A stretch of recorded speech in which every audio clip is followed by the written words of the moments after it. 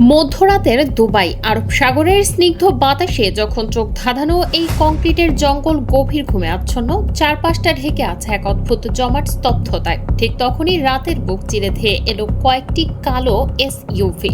কোনো সাইরেন নেই, গাড়ির হেডলাইট সম্পূর্ণ নেভানো। একটি অভিজাত ও বিলাসবহুল অ্যাপার্টমেন্ট ব্লকের নিচে এসে নিঃশব্দে থামল হাইস্পিড সিকিউরিটি ভেহিকেলগুলো। মুহূর্তের মধ্যে আধুনিক অস্ত্রে সজ্জিত বুলেট প্রুফ জ্যাকেট পরা দুবাই পুলিশের এক চৌকস বিশেষ কমান্ডো দল নিখুঁত ফরমেশনে ঘিরে ফেলল পুরো ভবনটি, ঠিক যেন কোনো আন্তর্জাতিক ক্রাইম থ্রিলার সিনেমার চূড়ান্ত ক্লাইম্যাক্স দৃশ্য।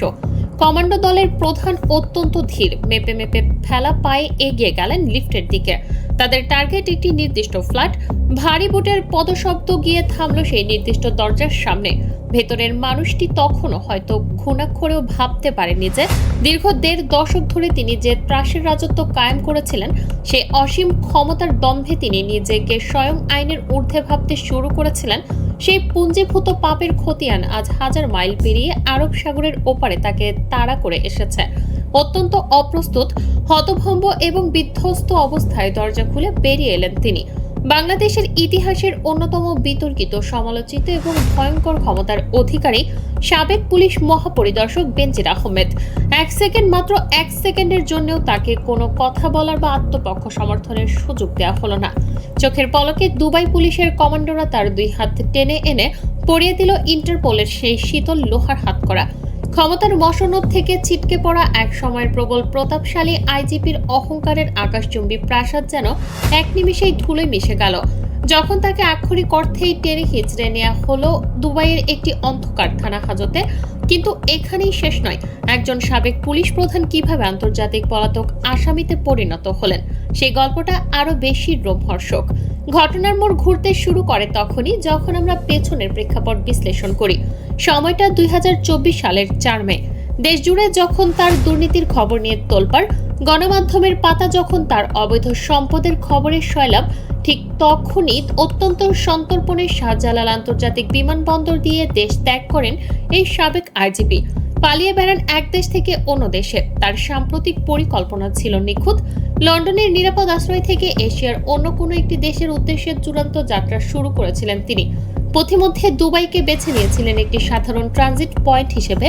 তার পকেটে তখন বাংলাদেশ, পর্তুগাল এবং সংযুক্ত আরব আমিরাতের ৩টি ভিন্ন ভিন্ন পাসপোর্ট। তিনি হয়তো ভেবেছিলেন অর্থের পাহাড় আর একাধিক পাসপোর্টের জোরে কিনে নিতে পারবেন পৃথিবীর যে কোনো নিরাপদ আশ্রয়।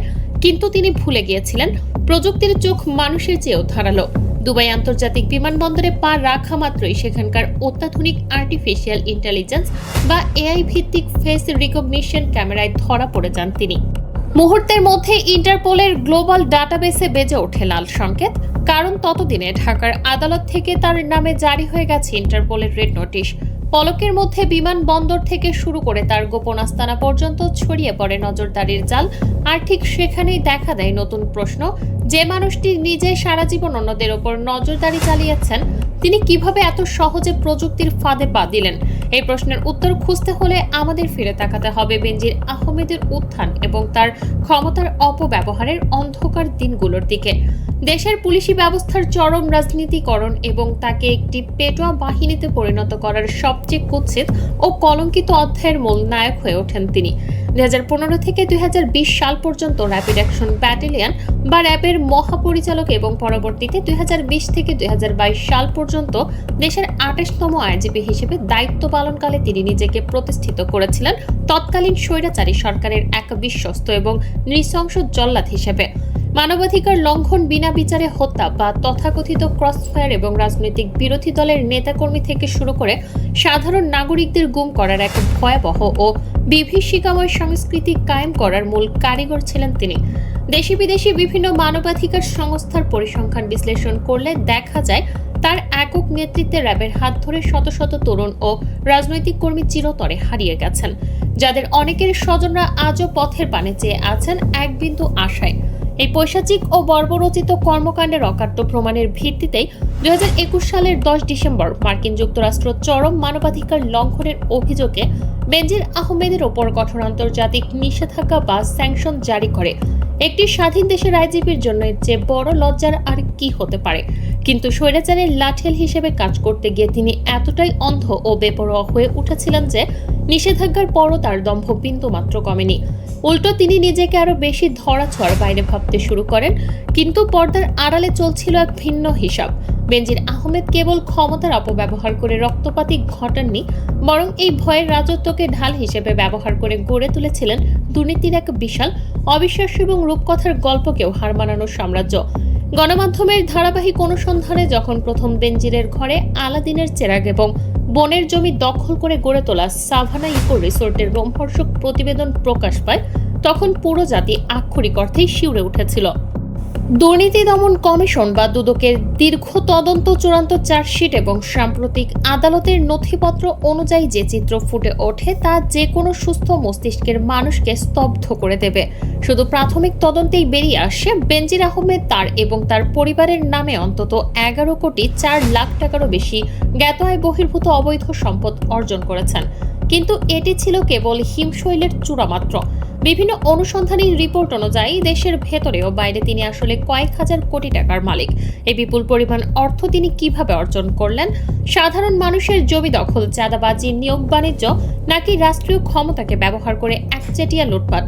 পরবর্তীতে তার ও তার পরিবারের সদস্যদের বিরুদ্ধে জ্ঞাত আয় বহির্ভূত সম্পদ অর্জন, সম্পদের তথ্য গোপন এবং হাজার হাজার কোটি টাকা বিদেশে পাচারের অভিযোগে 4টি পৃথক মামলা দায়ের করে দুদক।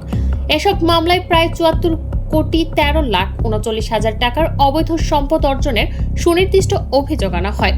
যখন তিনি বুঝতে পারেন যে আইনের ফাঁস তার গলায় আটকে যাচ্ছে এবং যে কোনো সময় তিনি গ্রেফতার হতে পারেন, ঠিক সেই আশঙ্কার আগেই বিশাল সম্পদের পাহাড় পেছনে ফেলে রাতের অন্ধকারে পরিবার সহ দেশ ত্যাগ করেন তিনি। এরপর দীর্ঘ সময় ধরে চলে লুকোচুরি খেলা। শেষ পর্যন্ত 2025 সালের 10 ফেব্রুয়ারি দুদকের জোরালো আবেদনের পরিপ্রেক্ষিতে ঢাকা মেট্রোপলিটন সিনিয়র স্পেশাল জজ আদালত এই পলাতক আসামিকে গ্রেফতারের জন্য ইন্টারপোলের রেড নোটিশ জারি করে। এই নোটিশের মাধ্যমে ইন্টারপোল সংযুক্ত আরব আমিরাতের স্বরাষ্ট্র মন্ত্রণালয়কে তাকে গ্রেপ্তারের জন্য আনুষ্ঠানিক অনুরোধ জানায়। আর সেই জালেই দীর্ঘ 2 বছরের বেশি সময় বিদেশে বিলাসবহুল জীবনযাপন করার পর অবশেষে দুবাই পুলিশের হাতে ধরা পড়তে হলো তাকে। গত 12 জুন দুবাই কর্তৃপক্ষের কাছ থেকে একটি অফিসিয়াল ও অত্যন্ত গোপনীয় চিঠি ঢাকা পুলিশ সদর দপ্তরে এসে পৌঁছায়।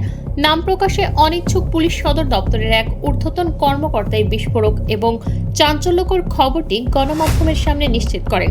চিঠির মাধ্যমে বাংলাদেশ সরকারকে আনুষ্ঠানিকভাবে এই হাই প্রোফাইল গ্রেপ্তারের বিষয়টি অবহিত করা হয়েছে। স্বরাষ্ট্রমন্ত্রী সালাউদ্দিন আহমেদ ইতিমধ্যে ঘোষণা দিয়েছেন যে আগামী 30 দিনের মধ্যে সাবেক এই পুলিশ মহাপরিদর্শককে দেশের মাটিতে ফিরিয়ে আনা হবে। কিন্তু পর্দার আড়ালের খেলা এখানেই শেষ হচ্ছে না। গ্রেপ্তার হওয়ার পর বেনজির আহমেদকে ঠিক কোন বিশেষ আইনি প্রক্রিয়ায় কতটা দ্রুত দেশে ফেরানো সম্ভব হবে তা নিয়ে সরকারের কূটনৈতিক এবং আইনি মহলে এখন চলছে এক চরম গোপনীয়তা ও রুদ্ধশ্বাস সমীকরণ। এই পুরো ঘটনাটি আমাদের সামনে এক বিশাল প্রশ্নবোধক চিহ্ন এঁকে দেয়। যে মানুষটি একদিন রাষ্ট্রের সর্বোচ্চ আইন প্রয়োগকারী সংস্থার প্রধান হিসেবে দেশের মানুষকে আইন মানতে বাধ্য করতেন, আজ তাকেই ভিন দেশে চোরের মতো হাতকড়া পড়তে হলো। কিন্তু বেনজির আহমেদকে দেশে ফিরে আনলেই কি সব শেষ? তার এই ভয়ঙ্কর উত্থানের পেছনে যে অদৃশ্য রাজনৈতিক মদতদাতারা ছিল, যারা তাকে ব্যবহার করে বছরের পর বছর ধরে বিরোধী মত দমন করেছে, তারা কি চিরকাল ধরাছোঁয়ার বাইরেই থেকে যাবে?